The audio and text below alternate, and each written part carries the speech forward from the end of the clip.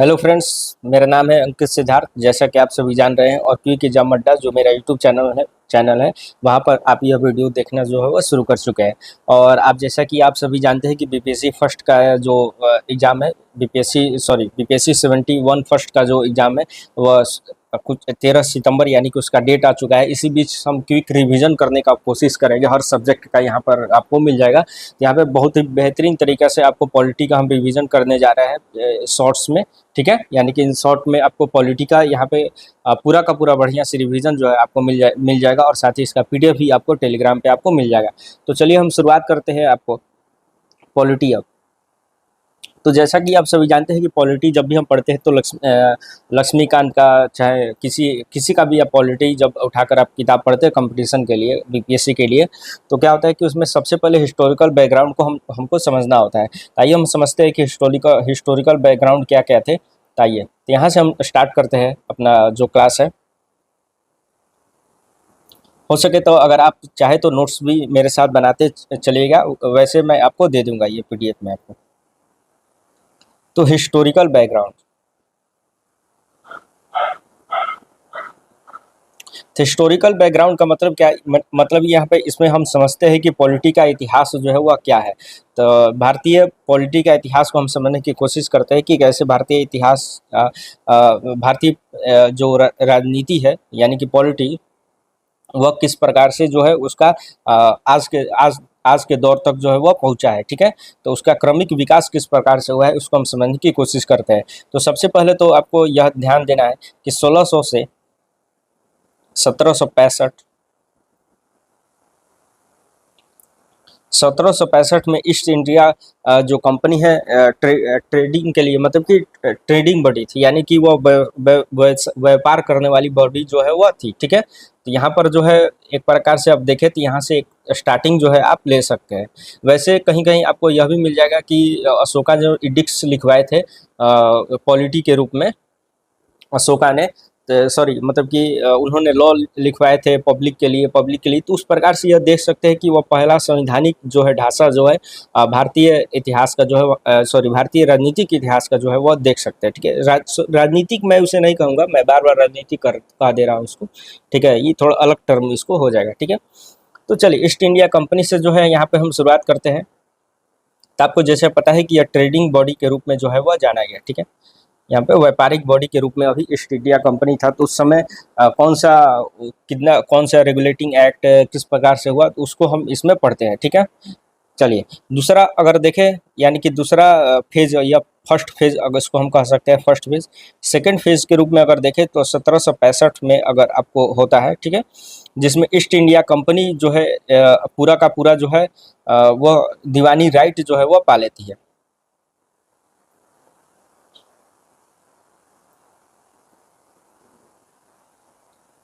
दीवानी right पा लेती है। दीवानी राइट का मतलब होता है रेवेन्यू और सिविल जस्टिस, ठीक है, रेवेन्यू और सिविल जस्टिस। और ये इसलिए ज़्यादा इम्पोर्टेंट इसलिए हो जाता है, सिविल जस्टिस भी यहाँ पर पा लेती है। और ये इसलिए ज़्यादा इम्पोर्टेंट यहाँ पे हो जाता है क्योंकि बैटल ऑफ बक्सर के बाद ही जो है यह होता है।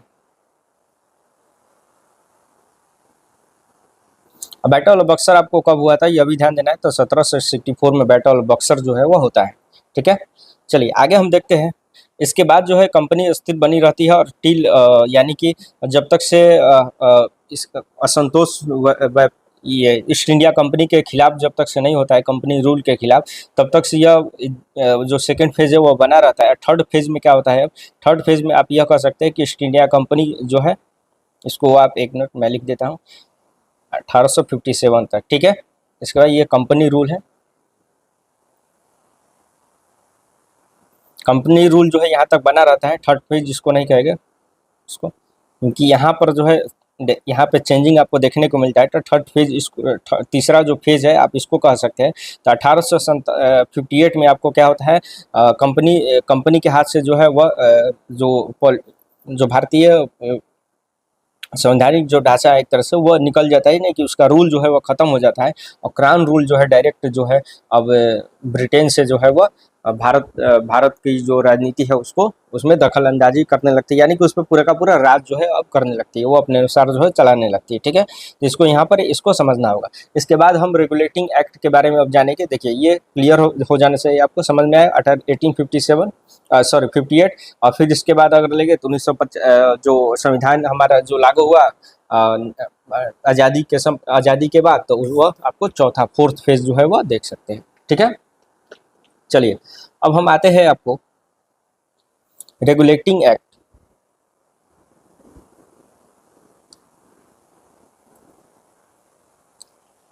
ठीक है, यहाँ पर आपको है रेगुलेटिंग एक्ट।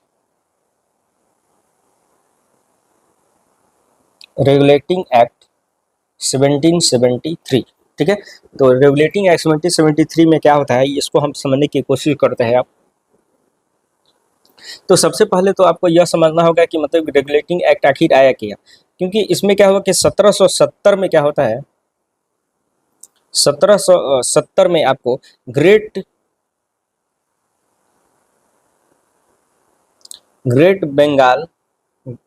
बंगाल में एक तरह से कहे फेमाइन आ जाता है, या ये अकाल पड़ जाता है बंगाल में। ठीक है, अकाल पड़ जाता है, जिसको यह माना जाता है कि इतना पैसा निचोड़ा जाता है आपको बंगाल से कि पूरा का पूरा जो है उस पर अकाल जो है की स्थिति में जो है बंगाल जो है वह हो जाता है। जिसके बाद समझिए कि उसको असंतोष भारतीयों में होने लगा, जिसके वजह से अब रेगुलेटिंग एक्ट जो है जो इस कंपनी की तरफ से जो है वो आता है, जिसके मतलब कि पुअर एडमिनिस्ट्रेशन की वजह से जो है यह जो चीज़ें जो है वह देखा जाता है। तो इसको और भी बढ़िया करने के लिए इसको रेगुलेटिंग एक्ट जो है वह लेकर आया जाता है। अब हम समझते हैं कि इसमें कौन कौन सा चीज़ है जो आपको समझना चाहिए। देखिए, तो सबसे पहले इससे पहले एक और चीज़, एक और इसका कारण है, कि फर्स्ट जब एंग्लो मैसूर वार जो होता है,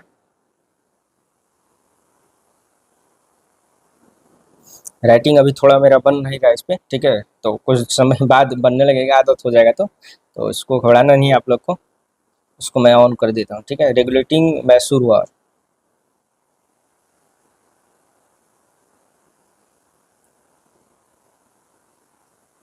ठीक है, तो रेगुलेटिंग मैसूर वार में क्या होता है कि कंपनी जो है वो डिफीट कर जाती है, कंपनी जो है वो डिफीट कर जाती है, यानी कि वो हार जाती है, डिफीटेड हो जाती है, जिसके वजह से जो है यह कदम जो है भी लेना अनिवार्य जो है कंपनी के थ्रू जो है वो हो जाता है। चलिए, अब इसमें हम समझते हैं कि अब इसमें याद करने वाली चीज़ जो है वो कौन सी है, क्योंकि ये रेगुलेटिंग एक्ट में अभी मेन जो पर्सन जो है हमको याद करना है वह क्या है।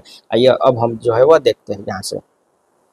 देखिए, तो इसमें क्या है कि कंट्रोल, यानी कि ईस्ट इंडिया कंपनी का जो जो भी कंट्रोल द अफेयर्स जो भी थे उसको जो है कंट्रोल करने की कोशिश जो है इसमें जो है वह किया जाता है। ठीक है, तो इसमें क्या होता है, इसमें यह होता है कि गवर्नर ऑफ बंगाल जो है वह चेंज होकर पहला नंबर जो है,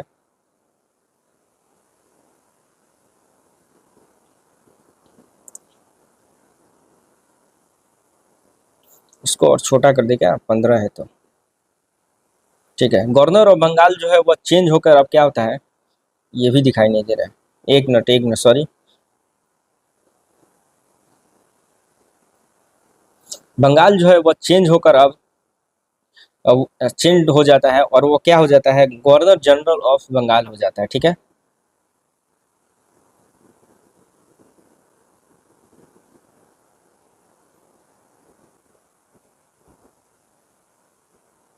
ये क्या, तो governor general of the Bengal जो है उसको अब जाना जाने लगता है। ठीक है, तो ये अभी बहुत ही इंपॉर्टेंट है, इसको याद रखिएगा। रेगुलेटिंग एक्ट 1773 में ऐसा चेंजिंग जो है वो होता है। ठीक है, दूसरा चेंजिंग होता है कि गवर्नर और जनरल जो होता है उसके अंदर में आपको जो है अब दिखाई देने लगता है कौन, आपको उसके अंदर में मतलब कि ये बॉम्बे और मद्रास जो है वो हो जाता है। ठीक है,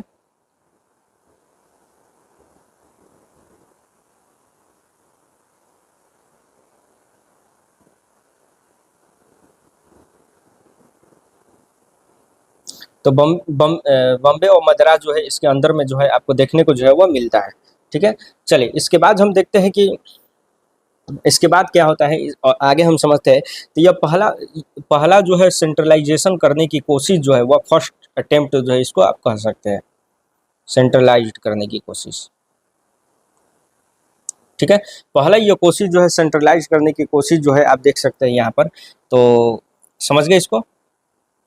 चलिए इसके बाद हम देखते हैं, इसको फर्स्ट लेते हैं। दूसरा यह है कि सुप्रीम कोर्ट जो है कलकत्ता में इस्टेब्लिश्ड किया जाता है। तो सुप्रीम कोर्ट वाज इस्टेब्लिश्ड, ठीक है। तो सुप्रीम कोर्ट जो है वो इस्टेब्लिश्ड किया जाता है कहाँ पे आपको, तो यह किया जाता है आपको कलकत्ता में, जिसमें एक चीफ जस्टिस, जिसमें आपको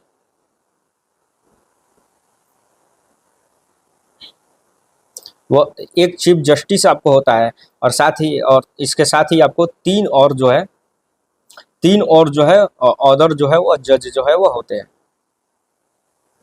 ठीक है। एक चीफ जस्टिस के साथ तीन अदर जज जो है वो होते हैं, और इसमें पहली बार जो है सुप्रीम कोर्ट जो है इस्टेब्लिश्ड किया जाता है कहाँ पे आपको, तो कलकत्ता में आपको किया जाता है। और चीफ जस्टिस ये हो गया, ठीक है। चलिए तीसरा अब हम देखते हैं। तीसरा इसमें चेंजिंग आपको दिखाई देता है कि कोर्ट ऑफ डायरेक्टर को मतलब कि रिपोर्ट हुआ कि ब्रिटिश गवर्नमेंट जो है वो क्या करते हैं, घूस भी लेते हैं, ठीक है। तो जो गिफ्ट थे, जो ब्राइब्स इसको कहेंगे हम, ब्राइब्स पे क्या है वो बैन किया गया, ठीक है। वो बैन किया गया, कंपनी का जो भी कोर्ट ऑफ डायरेक्टर जो थे वो मतलब कि उस पर क्या है वो बैन किया गया, या बैन कर दिया गया पूरी तरफ से ब्राइब्स, ये घूस होता है, घूस, ठीक है। यह क्या है बैन करने की कोशिश जो यहाँ पर वो की गई, ठीक है। और यह कौन देता था, नेटिव, जो नेटिव लोग थे ना यहाँ पे, वह जो है ब्राइब जो है वह देते थे कंपनी के, ईस्ट इंडिया कंपनी में बहुत घूसखोरी जो है वह देखी जा रही थी, तो उसके वजह से वो ब्राइब देके यानी कि घूस को रोकने की कोशिश जो है वह किया जाता है। चलिए इसके बाद हम देखते हैं अब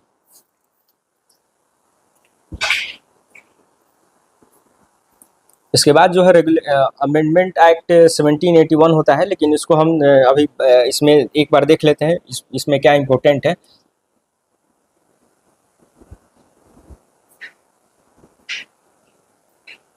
अमेंडिंग एक्ट 1781, तो इसमें क्या इंपॉर्टेंट है, तो इसमें आपको जानने वाला चीज़ यही है कि इसका जो महत्वपूर्ण जो पहलू यही जानिए कि सेपरेशन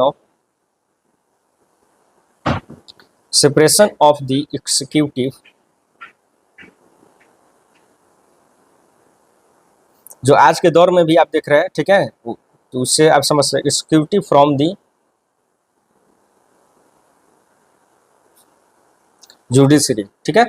यानी कि सेपरेशन करने किया गया आपको एग्जीक्यूटिव को, क्या है, जुडिशरी से, तो इसको भी आपको ध्यान रखना है। चलिए इसके बाद हम आता है आपको पिट्स इंडिया एक्ट 1784, तो इसको हम पढ़ते हैं।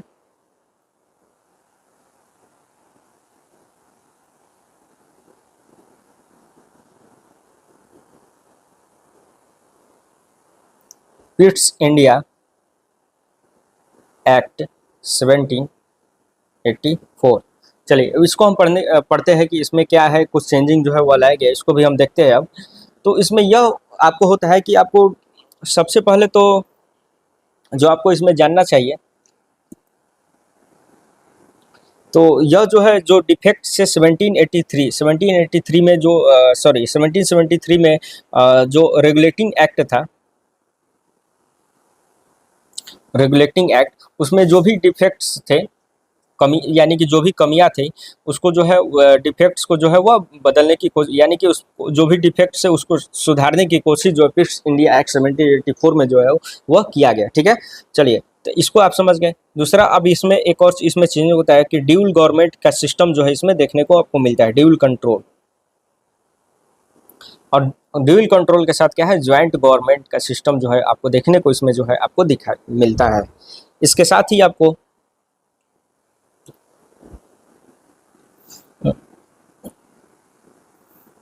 स्ट्रेंथ जो है गवर्नर का जनरल का भी वह भी कम करके 3 कर दिया जाता है, ठीक है। तो गवर्नर जो जनरल थे,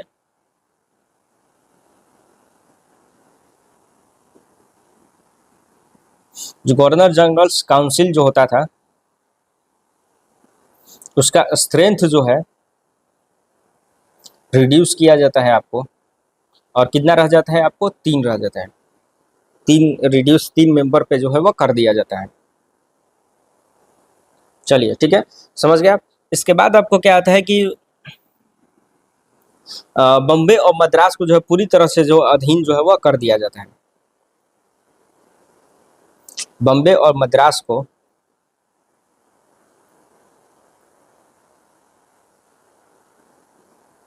तो बम्बे और मद्रास को जो है वह क्या किया जाता है, अधीन जो है वह किया जाता है किसके, ये गवर्नर जनरल ऑफ बंगाल के अधीन जो है, जैसा कि आपको यहाँ पर दिखाई जो देता है, यहाँ पर जो पास्ट होता है, ठीक है, यहाँ पे एक तरह से आपको अधीन होते यहाँ पे दिखाई देता है, और पूरी तरह से अधीन जो है आपको पिट्स इंडिया एक्ट 1784 में जो है वह कर दिया जाता है अधीन इसके अंदर, ठीक है। चलिए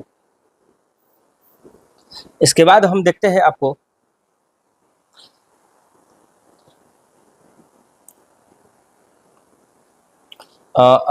अमेंडिंग एक्ट 1786 भी आता है आपको इसमें। तो इसमें कुछ चेंजिंग ज़्यादा नहीं है, मतलब कि इसको भी आप देख सकते हैं अगर देखें तो इसमें क्या होता है कि गवर्नर जनरल है उसका पावर भी जो है और भी जो है वह बढ़ा दिया जाता है, और गवर्नर जनरल को ही कमांडर चीफ भी जो है वह बना दिया जाता है, ठीक है। तो 86 वाला को स्किप करेंगे क्योंकि इतना भी हमारे पास समय नहीं कि इतना डिटेल में हम जाते जाए, इतना डिटेल आपको जो प्रश्न जो है वह नहीं आएगा, जो पीटी होता है उसके हिसाब से हम कर रहे हैं। चलिए अब देखते हैं चार्टर एक्ट 1793 को। अभी हम लोग जो है पहला फेज जो है वह अभी कर रहे हैं, ठीक है, जो यहाँ पे किए रहे हैं, सॉरी दूसरा फेज है उसको हम लोग यहाँ पे कंटिन्यू कर रहे हैं, ठीक है। दूसरे फेज में जो है हम एंट्री कर चुके हैं, ठीक है, 1783 में, अब हम 93 में, सॉरी। तो इसमें क्या आपको देखने को कुछ स्पेशल मिलता है, इसको हम देखते हैं। तो चार्टर एक्ट 1793, तो इसमें आपको यह देखने को मिलता है कि कंपनी का जो मोनोपोली है 20 साल और जो है वो बढ़ जाता है, ठीक है, 20 ईयर्स जो है ईस्ट इंडिया कंपनी का जो है मोनोपोली जो है वो बढ़ जाता है।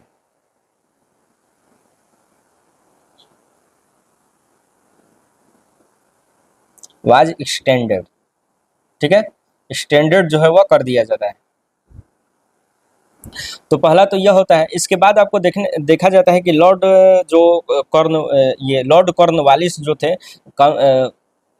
पूरा जो पावर जो है लॉर्ड कॉर्नवालिस को दे दिया जाता है, ठीक है, और further the governor general and the governor of presidencies, ठीक है, उसको पूरा का पूरा पावर जो है लॉर्ड कॉर्नवालिस को भी जो है वो मिल जाता है। इसके बाद जो है सेंट्रलाइज करने का और भी इसमें जो है पूरी तरह से कोशिश किया जाता है, जो धीरे धीरे देखिए ना क्रमिक विकास में क्या हुआ, क्रमिक होते गया, तो और भी ज़्यादा इस पर क्या है सेंट्रलाइज करने की कोशिश जो है वो की गई। तो इसको जो है आपको समझना होगा। चलिए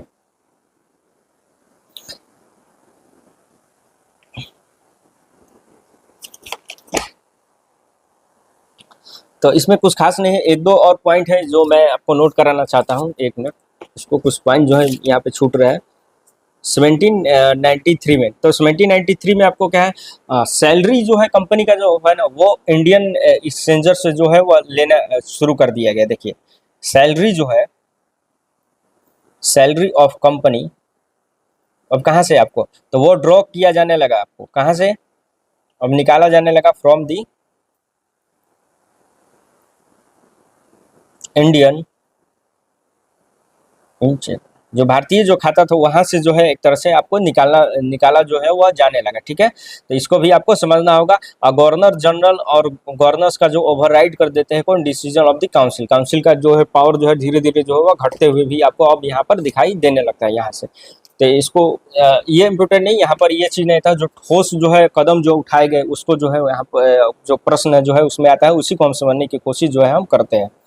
चलिए तो चार्टर एक्ट ऑफ 1813 अब हम देखते हैं। चार्टर एक्ट 1813 इसको हम देखते हैं। तो चार्टर एक्ट 1813 में कौन कौन सी चीज़ें जो है वह बदलाव हुई उसको हम समझने की कोशिश अब हम करते हैं।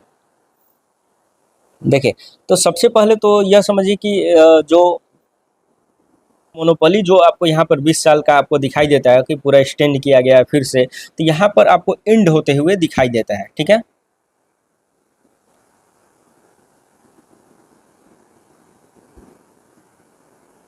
तो ईस्ट इंडिया कंपनी का जो है मोनोपोली जो है वह इंड जो है वह दिखाई देता है, किस पे मतलब कि इंड कर दिया जाता है। तो इसमें जो ईस्ट इंडिया कंपनी का जो है मोनोपोली जो है वह खत्म हो जाता है।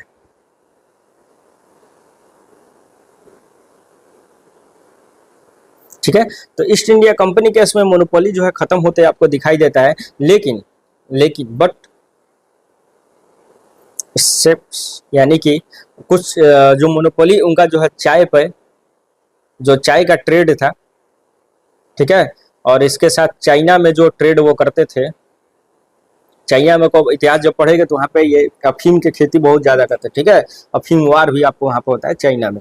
तो यहाँ उसका उनका मोनोपोली जो है इन दो चीजों में जो है वो बना रहता है, ठीक है, इन दो चीजों में आपको बना रहता है ईस्ट इंडिया कंपनी का अभी भी। ठीक है, चलिए समझ गए। इसके बाद जो है रिलीजियस एक्टिविटी अगर देखा जाए तो यहाँ पर आपको दिखाई देता है रिलीजियस एक्टिविटी, यानी कि क्रिश्चियन जो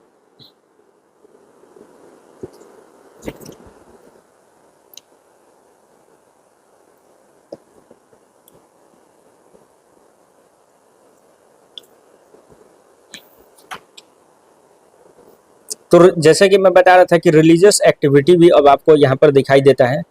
तो जो मिशनरी थी, जो क्रिश्चियन मिशनरी थी, वो अब क्या है, भारत जो है वो आती है और उनको प्रवेश जो है वो दे दिया जाता है, भारत में भी एंट्री का उनको प्रवेश दे दिया जाता है, और जिसके थ्रू जो है वो अपने ईसाई धर्म को फैलाने का जो है कार्य जो है वो शुरू जो है वो कर देती है। ठीक है, टू कम टू इंडिया। तो यह यहाँ पे एक चेंजिंग जो है वो देखा जाता है आपको। इसके साथ ही लोकल गवर्नमेंट का यहाँ पे कंसेप्ट जो है आपको यहाँ पर देखने को मिलेगा। यहाँ पर एम्पावरिंग लोकल गवर्नमेंट, तो लोकल गवर्नमेंट भी यहाँ पर आपको दिखाई देता है। चलिए यहाँ पे आप समझ गए, तो यह भी बहुत ही इंपॉर्टेंट है। तो लोकल गवर्नमेंट का जो है यहाँ पर चीजें जो है वो दिखाई देती है। ठीक है, इसके साथ ही आपको 1 लाख रुपया जो है, ये रुपीज में मैं लिख रहा हूँ, देखिए, ये इसके साथ ही 1 लाख रुपया का अनुदान जो है वो पास कराया जाता है आपको एजुकेशन के लिए इंडियंस पे, यानी कि भारतीयों को पढ़ाई के लिए आपको उस समय जो है 1 लाख रुपए का अनुदान जो है वो घोषित जो है वो किया जाता है इसमें। चलिए ठीक है, और यह फाइनेंशियल ग्रांट किस पे होता है, इंडियन लिटरेचर के लिए, इंडियन लिटरेचर के लिए, और साथ ही आपको साइंस पे जो है वह खर्चा जो है यह किया जाता है। ठीक है, समझ गए आप। क्रिश्चियन मिशनरी जो है उसको भी अलाउ जो है यहाँ पर कर दिया जाता है, साथ ही आपको लोकल गवर्नमेंट का जो है पावर जो है वह भी मिल जाता है। 1 लाख रुपया जो है अनुदान जो है वह इंडियन लिटरेचर और साइंस पे जो है वह किया जाता है। समझ गए आप, तो इसको भी आपको समझना है। चलिए आगे हम देखते हैं अब 1813 के बाद आपको, अब आपको आते हैं हम 1833 में। तो चार्टर एक्ट,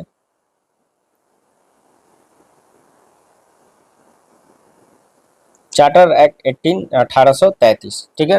चार्टर एक्ट 1833 में जो चेंजिंग जो है वह क्या देखने को आपको मिलता है, तो सबसे पहला जो चेंजिंग है आपको तो यह समझिए कि गवर्नर ऑफ जो सॉरी, तो गवर्नर ऑफ जो गवर्नर जनरल ऑफ बंगाल जो था वह क्या बन जाता है, governor general of British India जो है वह हो जाता है। पहला चेंजिंग आपको यहाँ पर यह दिखता है।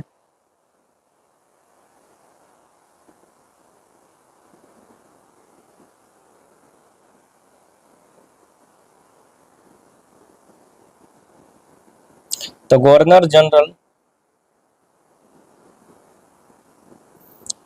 ऑफ बंगाल जो है वो आपको क्या हो जाता है, आपको चेंजिंग होकर, तो गवर्नर जनरल ऑफ बंगाल जो है चेंजिंग होकर आपको यह हो जाता है इंडिया, सॉरी ये ब्रिटिश इंडिया।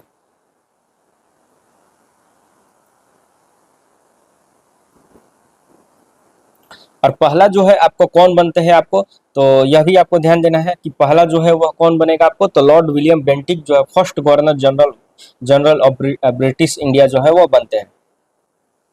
तो लॉर्ड विलियम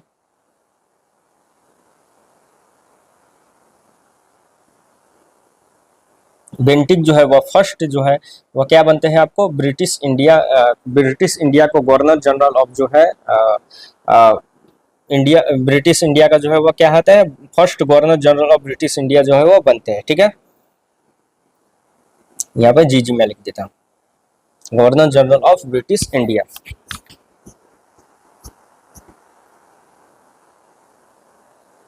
चलिए, इसके साथ ही अब सेंट्रलाइजेशन का पूरा जो प्रोसेस है इंटायर जो है ब्रिटिश इंडिया का जो है अब यहाँ पे पूरा का पूरा जो है आपको देखने को मिलता है सेंट्रलाइज्ड। सेंट्रलाइज्ड जो है अब आपको देखने को यहाँ पे मिलता है। इसके साथ ही आपको जो ओपन कंपटीशन जो है वह स्टार्ट यहाँ पर कर दिया जाता है। ठीक है, यानी कि आईसीएस का जो है आपको पूरा का पूरा आप यहाँ पर देखेंगे, सो आईसीएस जो है उसका फाउंडेशन जो है यहाँ पर देखने को आपको मिलता है। कोशिश यहाँ पे किया जाता है कि यहाँ पे जो ओपन कंपटीशन जो है उसको लाया जाए, कंपटीशन। ठीक है, ओपन कंपटीशन भारतीयों को के लिए भी तो अटेम्प्ट तो किया जाता है, लेकिन क्या होता है कि इसको जो है विरोध कर दिया जाता है, जिसकी वजह से यह जो है सक्सेसफुल जो है वह नहीं हो पाता है। ठीक है, अटेम्प्ट किया जाता है, सक्सेसफुल नहीं होता है, और यह जो है फाइनली आपको 1853 में आपको जो है वह देखने को मिलता है। यह भी इम्पोर्टेंट, इसको याद रखिएगा, इम्पोर्टेंट 1853 में। ठीक है, इसके साथ ही जो है आपको आगे हम देखेगा अब आपको चार्टर एक्ट 1853 को समझेगा आप।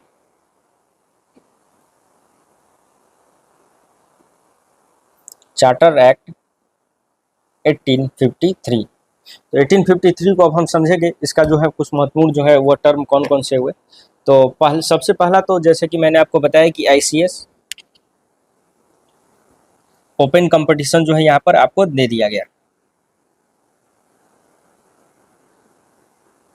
ओपन कंपटीशन सिस्टम जो है वह शुरुआत हो चुका था, यानी कि कहाँ पे आपको सिविल सर्विसेज में।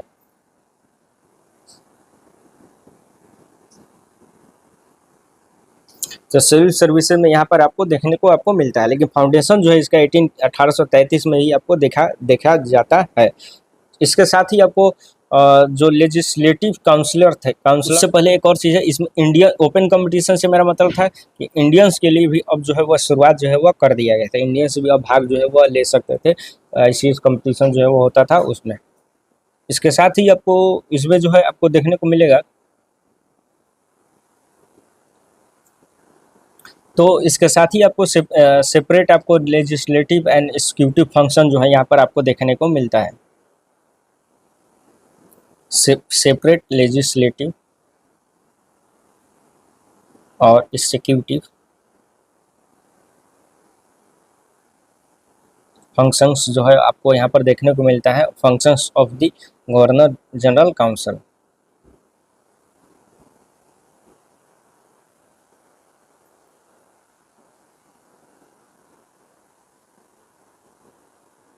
तो यहाँ पे एक बड़ा चेंजिंग जो है यहाँ पर आपको देखने को आपको यहाँ पर मिलता है। ठीक है, इसके साथ ही आपको लोकल जो है लोकल जो रिप्रेजेंटेशन था इंडियन लेजिस्लेटिव काउंसिल में आपको यहाँ पर मिलता है, इंट्रोड्यूस यहाँ पे किया जाता है। Introduced the local representation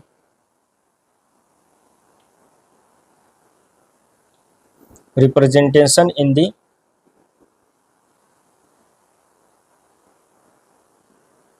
Indian यानी कि central legislative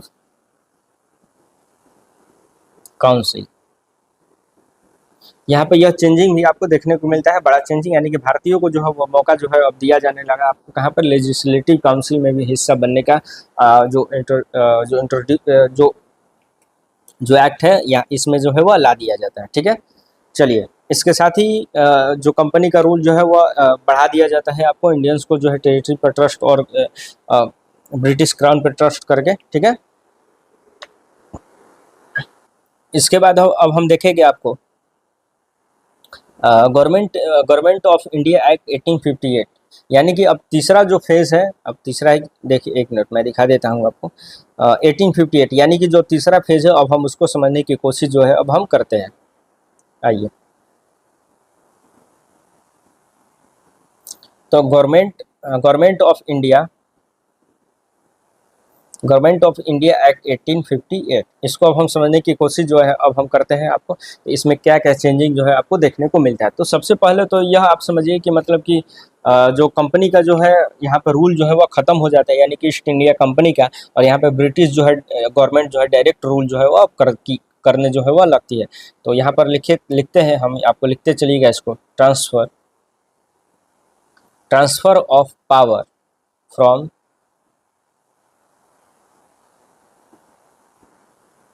company to British,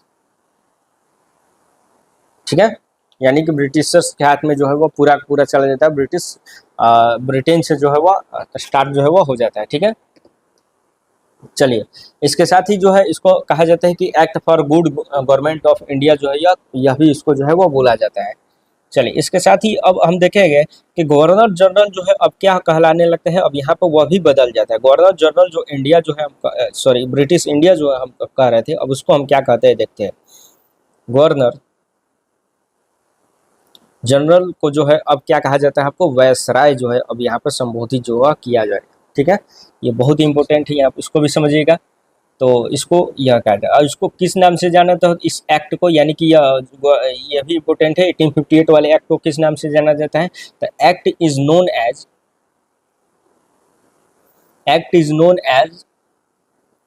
the act for the good government of India,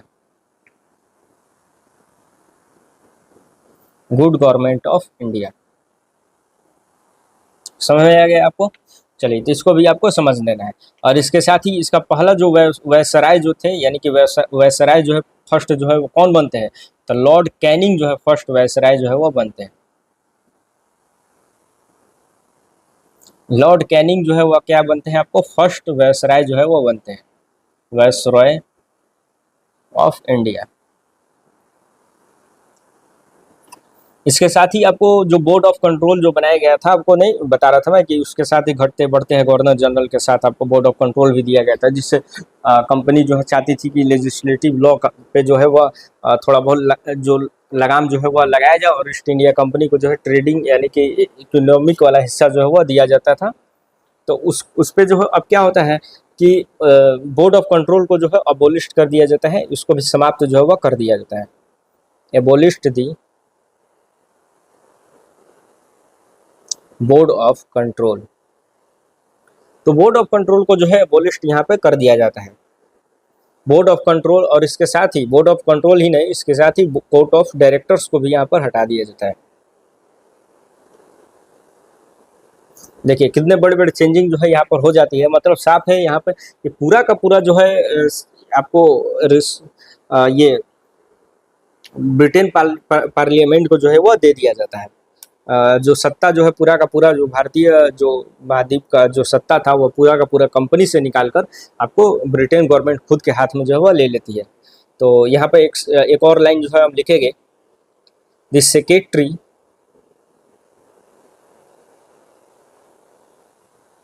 secretary of state was responsible ultimately to the Britain parliament, ठीक है। चलिए, तो यहाँ पे बहुत ही यहाँ पे चेंजिंग जो है बड़ा आपको दिखाई देता है यहाँ पे भी। इसके साथ ही आपको अब जो है कुछ इसमें कुछ चीज़ें जो है आपको जानना चाहिए। तो वह अब कुछ ऐसा कुछ नहीं, सेक्रेटरी ऑफ स्टेट जो है अब क्या होता है, सेक्रेटरी ऑफ स्टेट जो है अब आपको पॉलिटिकल हेड ऑफ इंडिया जो है वो बन जाता है, ठीक है। तो सेक्रेटरी ऑफ स्टेट जो है वह क्या होता है, हेड ऑफ इंडिया जो है आप इसको जो है आप कह सकते हैं। और यह क्या है, रिस्पॉन्सिबल है किसके, अल्टीमेट पूरा ब्रिटेन पार्लियामेंट, यानी कि ब्रिटेन पार्लियामेंट के हाथ में पूरा का पूरा सत्ता जो है अब चल जाता है। और यहाँ पे एक ध्यान देने वाली बात है, यहाँ पे जो ये ड्यूल गवर्नमेंट जो है इसी को हम कहते थे, ये जो बोर्ड ऑफ कंट्रोल जो है ना, एक मिनट, जो बोर्ड ऑफ कंट्रोल है और कोर्ट ऑफ डायरेक्टर है, इसी को हम बोर्ड ऑफ बोर्ड ये सॉरी ये ड्यूल गवर्नमेंट जो है हम उसी को जो है हम कहते थे, ठीक है, जो इंट्रोड्यूस किया गया था। लेकिन इसको जो है वो अब क्या है, एबोलिश कर दिया जाता है। ड्यूल गवर्नमेंट कब आपको हुआ था, तो देखिए इसको मैं दिखाता हूँ हमको, ड्यूल गवर्नमेंट कब हुआ था आपको,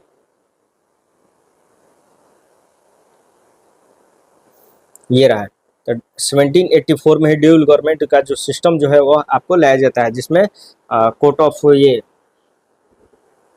बोर्ड ऑफ कंट्रोल और कंट्रोल ऑफ डायरेक्टर जो है आपको देखने को जो है मिलता है, ठीक है।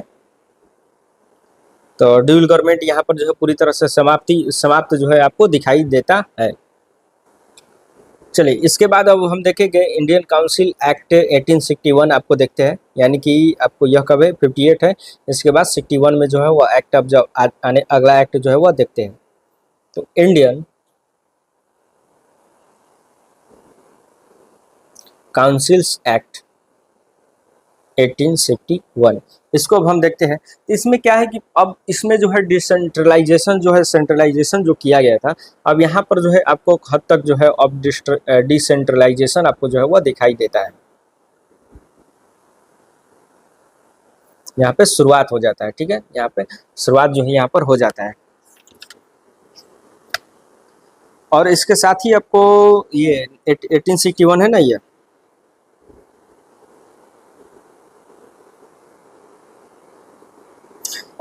और इसके साथ ही वायसराय जो है वो नॉमिनेट्स कुछ इंडियंस को भी अब यहाँ पे कर सकता था, ठीक है। सबसे बड़ी यहाँ पे चेंजिंग जो है आपको देखने को मिलता है कि यानी कि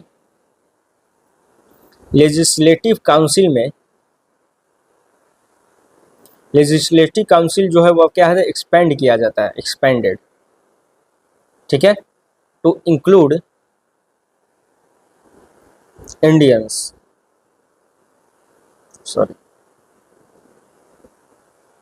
Indians as non official members, ठीक है, यहाँ पे आप समझ गए।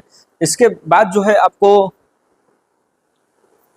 पोर्टफोलियो सिस्टम जो है यहाँ पर लागू किया जाता है। पहला जो रिकॉग्नाइजेशन यहाँ पर दिया जाता है, give recognition to portfolio system, ठीक है।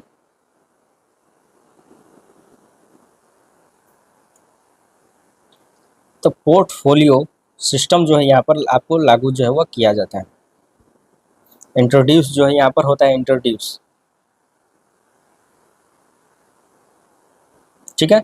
और यह कौन आपको इंट्रोड्यूस किया था, यह लॉर्ड कैनिंग जो है वह करते हैं। तो लॉर्ड कैनिंग जो है आपको करते हैं। इसके बाद जो है इसमें एक और चीज़ है, अध्यादेश का पावर जो है वायसराय जो है उसको मिल जाता है, ठीक है। तो इसमें क्या है, ऑर्डिनेंस पावर टू वायसराय, यानी कि पावर जो है उसका वायसराय का जो है आपको बढ़ते हुए आपको दिखाई देता है। तो इसमें इम्पोर्टेंट कौन कौन सा चीज़ है आपको देखना होगा इस पर। तो ये रिप्रेजेंटेशन इंस्टीट्यूशन वाला ये वाला जो है यह इम्पोर्टेंट है, आपको यह भी पूछ सकता है। इसके साथ ही डिसेंट्रलाइजेशन का जो सिस्टम है, यानी कि मद्रास और बम्बे में जो है फिर से जो है वह थोड़ा बहुत आपको लेजिस्लेटिव पावर जो है वह देखने को मिलता है बम्बे और मद्रास में। यहाँ पर लिख लीजिएगा, बॉम्बे एंड मद्रास। चलिए ठीक है, तो बॉम्बे और मद्रास में यह जो है आपको देखने को आपको मिलता है, डिसेंट्रलाइजेशन का जो कोशिश जो है वह किया जाता है। इसका क्रिटिसिज्म यह है कि इसमें कुछ कम इसमें डिस्कशन किया गया, साथ ही लिमिटेड स्कोप है और लिमिटेड रिप्रेजेंटेशन आपको इसमें दिखाई देता है, लिमिटेड पावर भी आपको दिखाई देता है। तो इस सब को लेकर थोड़ा क्रिटिसाइज इसको जो है वह किया जाता है। चलिए आगे हम बढ़ते हैं अब कि इंडियन काउंसिल एक्ट 1892 को अब हम समझते हैं।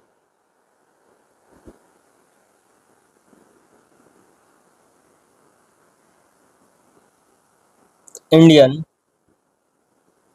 काउंसिल एक्ट 1892 को अब हम समझते हैं। तो इंडियन काउंसिल एक्ट 1892 में क्या था, इसको हम देखते हैं।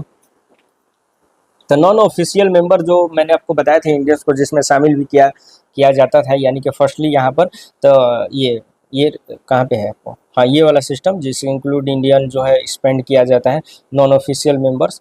तो इसमें आपको यह देखने को आपको मिलता है कि इसमें जो है आपको इंक्रीज होता है वही सिस्टम आपको, ठीक है।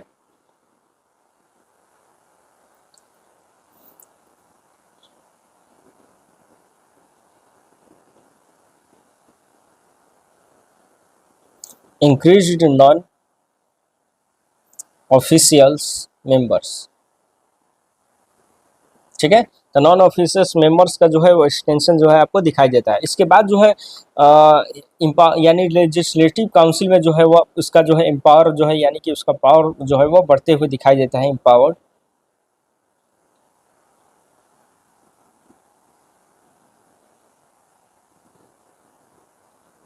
Legislative councils.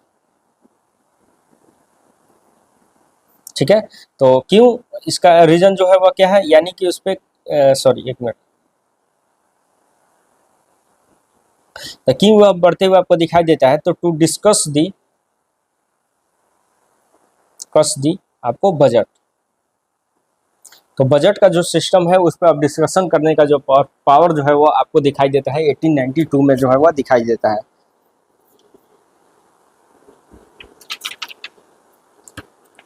आगे हम देखते हैं, इसके साथ ही इसमें आपको जो है इलेक्शन प्रोसेस भी आपको दिखाई देता है।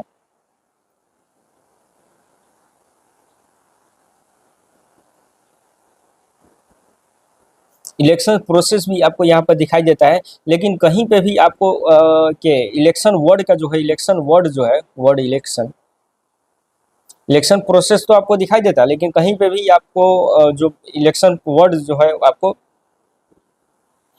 आपको देखने को जो है वह नहीं मिलता है। ठीक है, नॉट इलेक्शन वर्ड।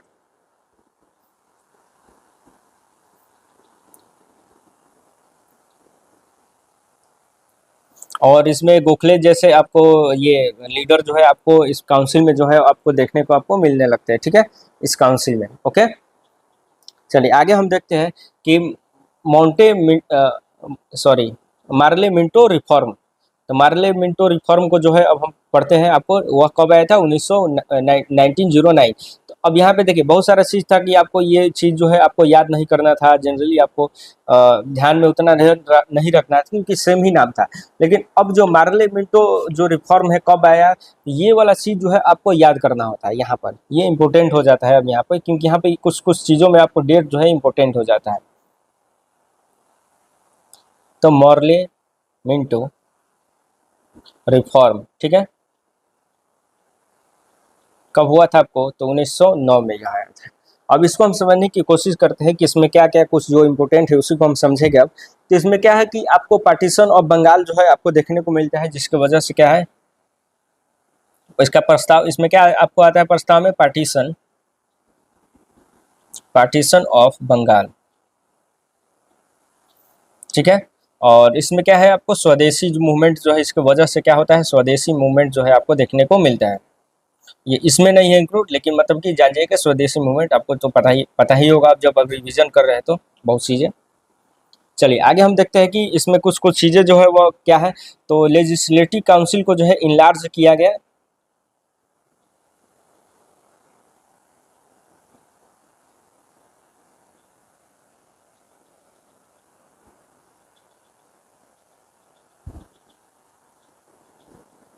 ये याद रखिएगा, यहाँ पे ये आया नहीं, प्रस्ताव इसमें दिया गया। ठीक है, विरोध इसका होता है, इसके बाद स्वदेशी मूवमेंट इसका होता है। ठीक है, इसको भी आप ध्यान रखिएगा। तो यहाँ से जो है वह इम्पोर्टेंट है इसको। ठीक है, यहाँ से जो है वो इम्पोर्टेंट है, जो आपको परीक्षा में जो है वो आएगा।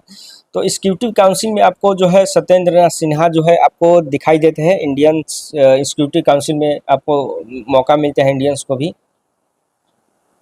Indians in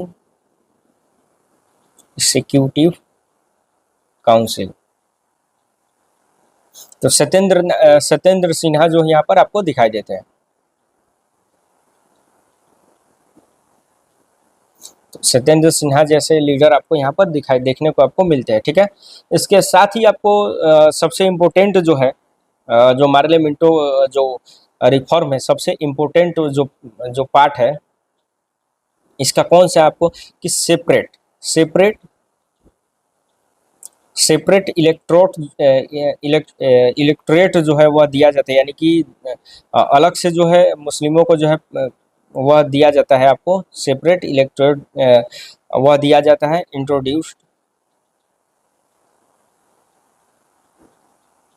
introduce for Muslims. Muslims को जो है वह दिया जाता है। और लॉर्ड मिंटो जो है वह क्या जाता है, इनका जो है वह नाम है आपको लॉर्ड मिंटो, इनको किस नाम से और भी इसके वजह से पुकार इनको बोला जाता है, तो लॉर्ड मिंटो के नाम से यह आया था, ठीक ना। तो मार्ले भी आपको थे, और मार्ले और जो है मिंटो, मिंटो के नाम से थोड़ा ये वाला सिस्टम जो है मशहूर हुआ आपको। तो लॉर्ड मिंटो जो है वह क्या जाने जाते हैं आपको यहाँ पर इनको जो है वह जाना जाता है अब फादर ऑफ कम्युनल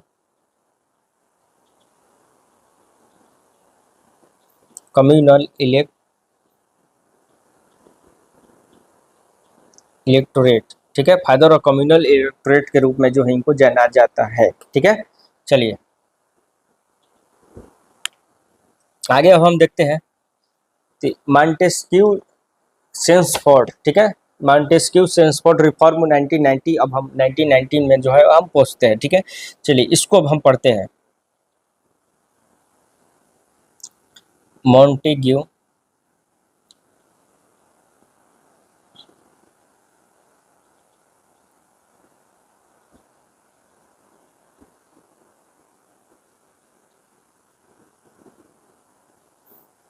चलिए अब वीडियो को अगर आप देख रहे होगे तो इसको सब्सक्राइब जरूर कर लीजिएगा, क्योंकि इससे बढ़िया नोट्स आपको कहीं पे भी नहीं मिलेगा। मैं नोट्स के माध्यम से आपको इतना बढ़िया से जो है आपको पढ़ा रहा हूँ, और नोट्स जो है आपको मैं आपको पीडीएफ के रूप में भी आपको टेलीग्राम पे आपको मैं दे दूंगा, ठीक है। ये डिस्क्रिप्शन में टेलीग्राम लिंक मिल जाएगा। तो क्योंकि एग्जाम अड्डा जो मेरा यूट्यूब चैनल है इसको सब्सक्राइब करना भूलिएगा नहीं। और कुछ ही रिफॉर्म जो है वह रह गए हैं, यानी कि कुछ ही आपको एक्ट जो वह रह गए है, उसको कंप्लीट करने के बाद हम जो है अब सोर्स वाले जो हिस्सा जो है यानी कि इंडियन कॉन्स्टिट्यूशन का प्रियम्बल जो है उसको जो है हम करेंगे, ठीक है। चलिए तो 1990 का मॉन्टेस्क्यू सेंसफोर्ड रिफॉर्म जो है वह क्या है इसको हम समझते हैं। इसमें क्या है, सेंटर और स्टेट सब्जेक्ट्स को जो है वो अलग कर दिया गया। पहला चेंजिंग यहाँ पर देखने को आपको मिलता है। तो सेंटर एंड स्टेट आप पढ़ते हैं ना कि concurrent list, centre list, state list, तो वही है ये, ठीक है। यहाँ पे पहली बार जो है वो सब्जेक्ट जो है वो अंतर जो है यहाँ पर किया जाता है, ठीक है, सेपरेट किया जाता है,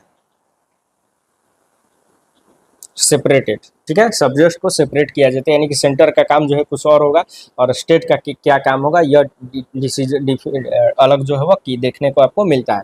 इसके साथ ही सेंट्रल बजट जो है प्रोविंशियल बजट से वो अलग कर दिया जाता है। इसके बाद फिर से एक बार सेपरेशन आपको मिलता है यहाँ पे, सेपरेटेड सेंट्रल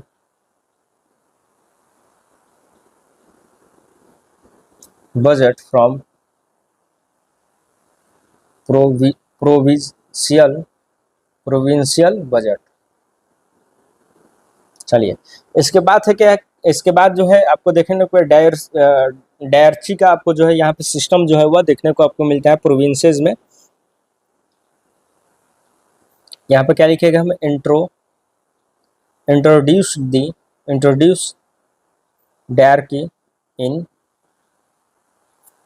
प्रोविंसेस, ठीक है। चलिए तो इसमें क्या है, पहला जो है आपको क्या है, ट्रांसफर्ड सब्जेक्ट,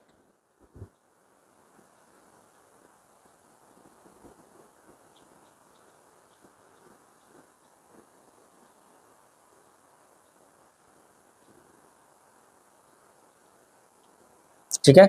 दूसरा आपको क्या है, रिवर्स सब्जेक्ट, सॉरी रिजर्व का सब्जेक्ट।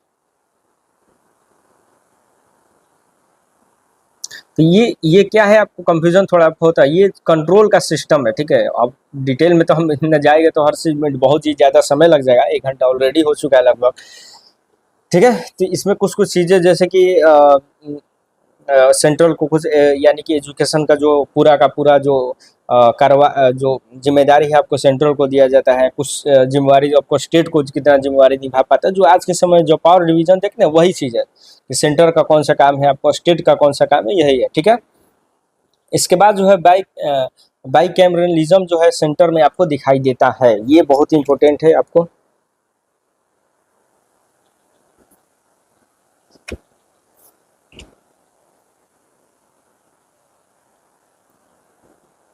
यहाँ पे इसको मैं लिख देता हूँ, इंट्रोड्यूस्ड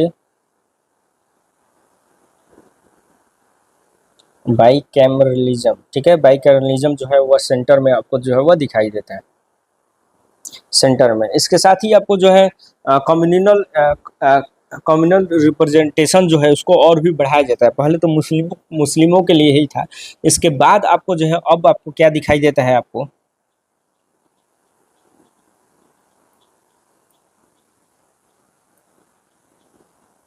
ठीक है।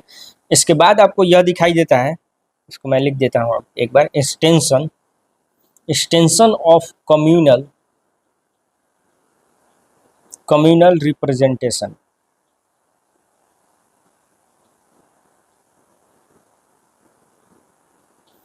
ठीक है।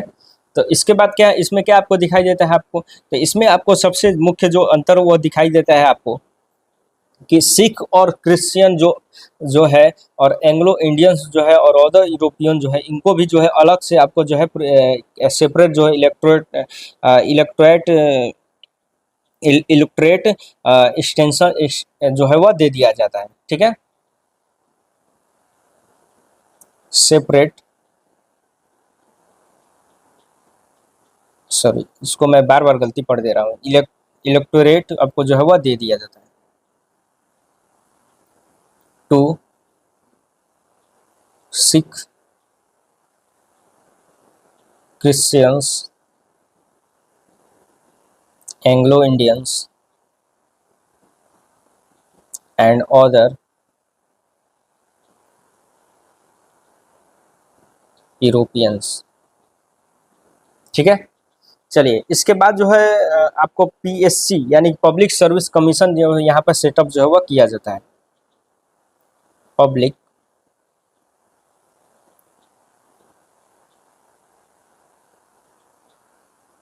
सर्विस कमीशन जो है यहाँ पर सेटअप आपको यहाँ पर किया जाता है। कब किया जाता है, 1926 में, ठीक है। 1919 में ये पास हुआ है, लेकिन 1926 में जो है यह सेटअप जो है वह किया जाता है। इसको क्या है, पीएससी भी जो है हम आप इसको जो है वह कहते हैं, ठीक है। इसके बाद आपको और क्या चेंजिंग आपको दिखाई देता है आपको कि 3 वायसराय का जो एग्जीक्यूटिव काउंसिल जो था, जो इम्पोर्टेंट था, जो मैं आपको बताया था, वायसराय का एग्जीक्यूटिव काउंसिल जो था, उसमें आपको क्या है 3 इंडियंस को जो है वो आपको दिया जाता है मौका, 3 इंडियंस को भी, आप 3 इंडियंस, ठीक है। अब इसमें यानी कि जो इस वायसराय के एग्जीक्यूटिव जो काउंसिल था उसमें 3 इंडियंस को भी जो है जगह जो है वो अब देने का प्रावधान जो है वह किया जाता है। इसके बाद अब देखते हैं, इसके बाद जो है आपको यह मिलता है, तो सैलरी ऑफ सेक्रेटरी जो था,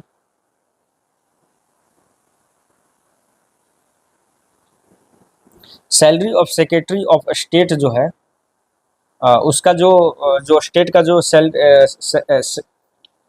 सॉरी यानी कि मैं यहाँ पे गलती इसको कर दिया, सेक्रेटरी ऑफ स्टेट जो थे उनका सैलरी जो है अब कहाँ से दिया जाता है आपको, तो वह आपको दिया जाता है आपको इंडियन जो यानी कि जो इंडियन रेवेन्यू है वहाँ से आपको जो है देखने को आपको मिलता है, ठीक है। तो इंडियन रेवेन्यू से जो है पैसा जो है वह दिया जाता है, समझ गए आप। चलिए आगे हम बढ़ते हैं अब।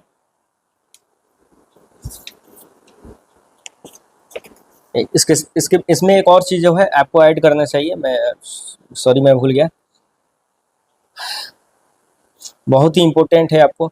इसमें जो है इंट्रोड्यूस कर दिया जाता है आपको क्या, डायरेक्ट इलेक्शन,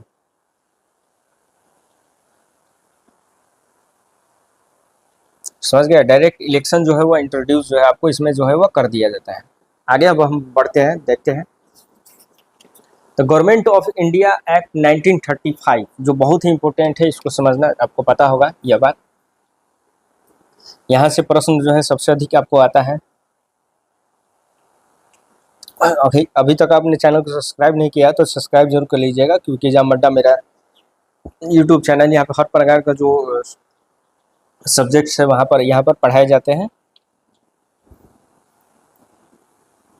चलिए आगे हम देखते हैं, government of India government of India act 1935, ठीक है। इसको अब हम समझने की कोशिश करते हैं। तो सबसे पहला जो यहाँ पर आपको जानना होगा, साइमन कमीशन इसी में आपको आता है।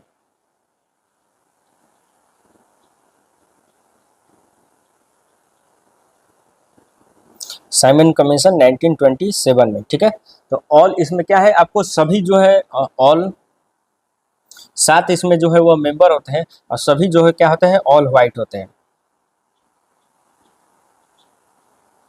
7 मेंबर्स होते हैं, और इसमें क्या है, नो इंडियन होते हैं।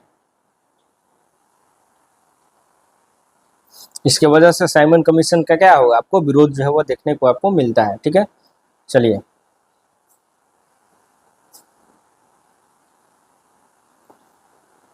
अब हम देखते हैं आगे हम।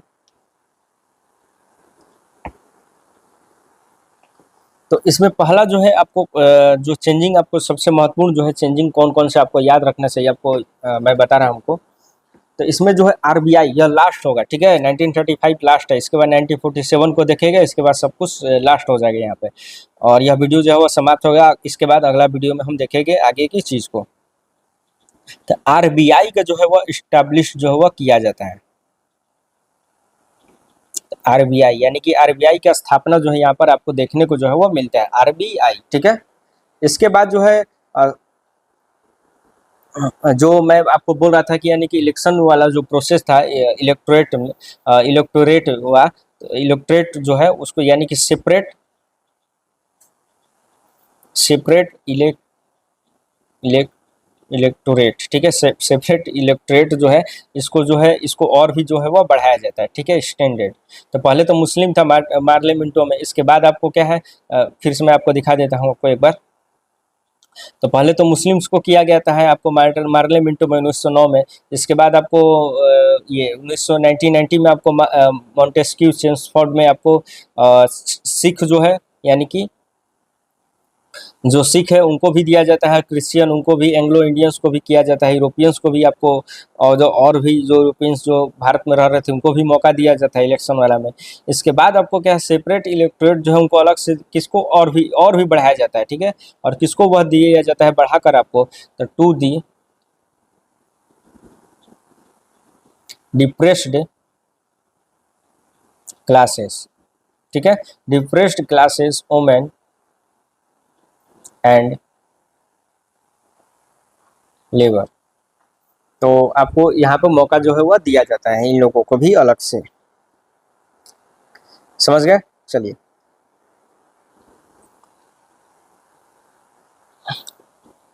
इसके बाद जो है इसमें पावर को जो है डिवीजन जो है आपको देखने को आपको मिलता है, ठीक है, सेंट्रल ऑफ प्रोविजंस में। तो क्या है, पावर डिवीजन,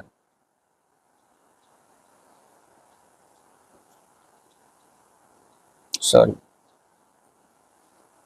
पावर डिवाइडेड। तो पावर डिवाइडेड जो वह होता है बिटवीन किसमें आपको, तो सेंटर और प्रोविंसेस में, ठीक है। चलिए और 3 लिस्ट में यह डिवीजन जो है आपको देखने को मिलता है। कौन कौन से वह लिस्ट है देखते हैं, 3 लिस्ट्स। तो पहला जो है आपको फेडरल, दूसरा आपको है प्रोविंशियल, और तीसरा जो है आपको, जो अभी फिलहाल में आपको पता ही होगा, कंकरेंट। कंकरेंट, ठीक है, वो लिस्ट पढ़ते हैं ना, state list, centre, concurrent list, इस प्रकार से वही चीज़ है।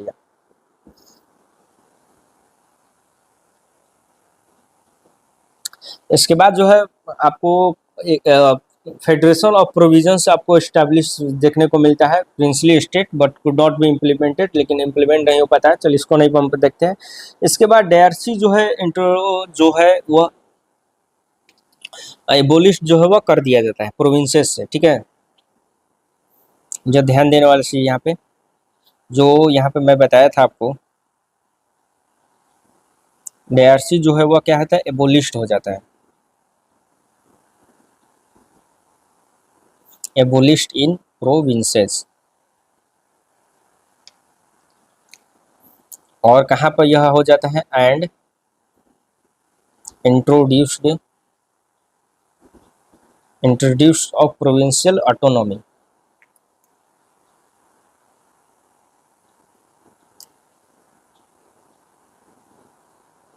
सॉरी, इसको हटा देते हैं, एक मिनट। तो प्रोविंसेस में क्या है, आपको यहाँ पर आपको अलग हो जाता है। और ये जो है आपको कहाँ पर इंट्रोड्यूस होता है, अब एट सेंटर। ठीक है, सेंटर में जो है अब दिखाई देता है आपको एबोलिश। और यहाँ प्रोविंसेस से क्या है, वो एबोलिश जो है वो कर दिया जाता है। और यह जो है आपको सेंटर में आपको वह कर दिया जाता है। ठीक है, समझ गया। ये क्लियर रखना है आपको इस बात को। और इसके साथ ही अब ये इम्पोर्टेंट है, जो बाई कैमरलिज्म जो है मैंने बताया था आपको, इंट्रोड्यूस किया गया था।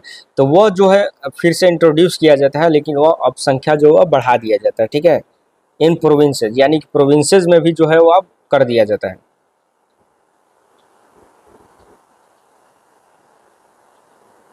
Introduced by cameralism in provinces. ठीक है, और किसमें जो है वो किया जाता है, कितने यह हो सकता है कि प्रश्न जो है वो आ जाए आपको। तो 11 प्रोविंसेस अगर है, 11, तो उसमें 11 में से क्या है, 6 प्रोविंसेस में जो है वो किया जाता है। ठीक है, यह भी आपको ध्यान में रखना है। इसके साथ ही इंडियन काउंसिल जो है वो क्रिएटेड जो किया गया था गवर्नमेंट एक्ट 1858 में, उसको क्या है, एबोलिश्ड कर दिया जाता है। ठीक है, चलिए इसको भी मैं लिखता हूँ आपको।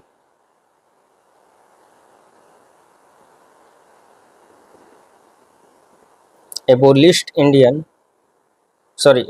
India council,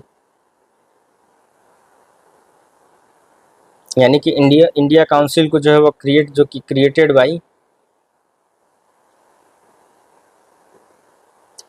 by government of India act 1858। इसको जो है वो क्या किया जाता है, एबोलिश जो है वो अब कर दिया जाता है। ठीक है, इंडियन काउंसिल को आपको जो गवर्नमेंट ऑफ इंडिया एक्ट 1858 में जो है वो बनाई थी। ठीक है, चलिए इसको भी आपको समझ जाना है। एक और जो है इम्पोर्टेंट है, उसको भी आपको ध्यान में रखना चाहिए। इसमें क्या है, आपको ये इस्टेब्लिश ऑल इंडिया फेडरेशन का जो है इस्टेब्लिश जो है वो किया जाता है। ठीक है, ऑल इंडिया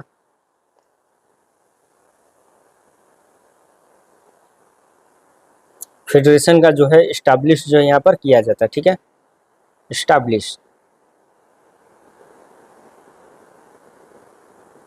इस्टेब्लिशमेंट आपको देखने को जो है वो मिलता है। इसके साथ ही रिजर्व बैंक ऑफ इंडिया आपको, जैसे कि मैंने बताया आपको, और ज्वाइंट पब्लिक आपको यहाँ पर कमीशन भी आपको जो है वह भी आपको दिखाई देता है।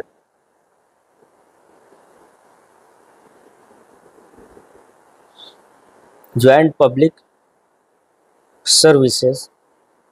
Service commission.